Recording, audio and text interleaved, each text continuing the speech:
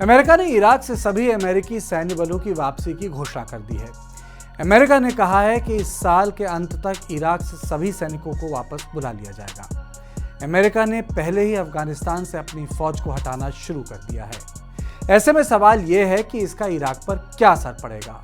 क्या इससे इराक में इस्लामिक स्टेट की वापसी का रास्ता खुलेगा और इसका पश्चिम एशिया में क्या फर्क पड़ेगा?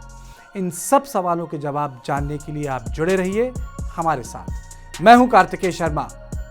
2003 में पहली बार अमेरिका ने इराक पर बमबारी की थी। खुद अमेरिका को तब नहीं पता था कि उसको एक लंबे समय तक इराक में अपनी फौज को रखना पड़ेगा। उस बात को अब 20 साल होने वाले हैं और अमेरिका अभी भी इराक में है।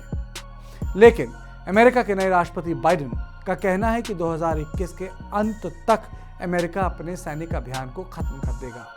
ऐसा बराक ओबामा ने भी कहा था और करने की कोशिश भी की थी, लेकिन आईसिस के सर चढ़ते ही ओबामा को फौज को दोबारा इराक भेजना पड़ा था। चूंकि आईसिस ने उत्तरी इराक पर कब्जा कर लिया था, अमेरिका को इराक में अपनी पूरी ताकत झोंकनी पड़ गई थी। इराक केवल अमेरिका की स्पेशल फोर्सेस और हवाई ताकत के कारण आईसिस पर विजय हो पाया था। लेकिन संयुक्त राष्ट्र संघ की एक रिपोर्ट के अनुसार आईसिस दोबारा से जिंदा हो गया है और उसने अपनी पैठ ग्रामीण इलाकों में कर ली है।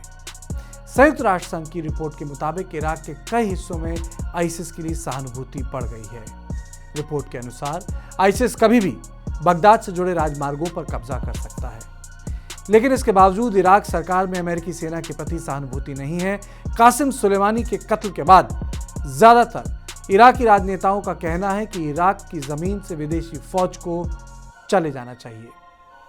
लेकिन अमेरिका भी 2014 की भूल से सीख ले चुका है। वो हबड़ तबड़ में इराक को नहीं छोड़ेगा। 2500 अमेरिकी फौज इराक में रहेगी, लेकिन वो किसी सैनिक अभियान में हिस्सा नहीं लेंगे। जैसे पिछले एक साल में अमेरिका की स्पेशल फोर्सेस के अलावा सामान्य अमेरिकी फौज ने किसी सैनिक कार्रवाई में हिस्सा नहीं लिया। लेकिन अमेरिकी फौज इराक की सेना को ट्रेनिंग देती रहेगी। जानकारों का कहना है कि ये अफगानिस्तान की रणनीति से अलग है। अफगानिस्तान में अमेरिकी फौज केवल अपने दूतावास को सुरक्षित रखने के लिए फौज छोड़ रही है।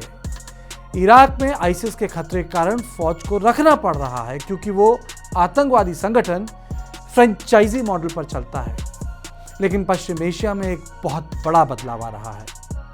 पिछले 50 साल में अमेरिका ने पूरी दुनिया में बड़े बड़े सैनिक अड्डे बनाए थे। पश्चिम एशिया में अमेरिका ने 1990 में सैनिक अड्डे बनाने शुरू किए थे। सद्दाम हुसैन और खुमैनी के ईरान पर नजर रखना अमेरिका की जरूरत थी। 2001 के हमले के बाद अड्डे और बड़े हो गए, लेकिन अब अमेरिका पूरे पश्चिम एशिया में अपने युद्ध अभियान को खत्म कर रहा है। अमेरिका के जानकारों का कहना है कि अमेरिका ने जरूरत से ज्यादा पश्चिम एशिया पर ध्यान दिया, जिसकी जरूरत नहीं थी। यानी अमेरिका को पश्चिम एशिया के आंतरिक मामलों में इतने ज्यादा घुसने की जरूरत नहीं थी। अमेरिका ने 1996 में कतर में अल उदैद बेस $1 बिलियन में बनाया था। आज भी इस अड्डे में 10,000 सैनिक रहते हैं। पूरे पश्चिम एशिया में अमेरिका के आज भी 60,000 सैनिक मौजूद हैं। अब अमेरिका पूरी दुनिया में सैनिक ठिकानों को छोटा कर रहा है। उसकी शुरुआत वो सेना को कम करने से कर रहा है।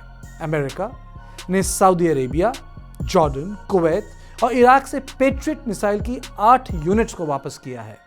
इसके साथ साथ अमेरिका में यह भी बहस है कि उसको क्या फारस की खाड़ी में एयरक्राफ्ट कैरियर रखना चाहिए या नहीं। अमेरिका का मानना है कि दुनिया बदल रही है और अब बड़े नहीं, छोटे अड्डों की जरूरत है जो बड़े इलाके में फैले हों, यानी ऐसे अड्डे जिन पर हमला करना आसान नहीं हो।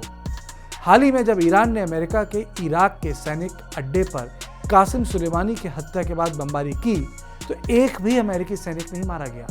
हमले से पहले अमेरिका ने अपने सभी सैनिक अड्डे के बाहर कर दिए या बंकरों में छुपा लिए। इसके साथ साथ पूरे पश्चिम एशिया में अमेरिका अपने अड्डे पूर्व से पश्चिम की तरफ कर रहा है, यानी ईरान की मिसाइल की रेंज से बाहर। इसलिए सऊदी में पश्चिम प्रांतों के बंदरगाहों और हवाई पट्टियों का अमेरिका खूब इस्तेमाल कर रहा है। आज अमेरिका का मानना है कि वो खुद हर युद्ध नहीं लड़ सकता है। उसे स्थानीय सेनाओं की मदद करनी होगी, उनको प्रशिक्षण देना होगा। केवल जरूरत पड़ने पर सैन्य अभ्यास शुरू करना होगा। अगर आपको ये रिपोर्ट पसंद आए तो इसे लाइक कीजिए और हमारा चैनल नो दिस सब्सक्राइब कीजिए।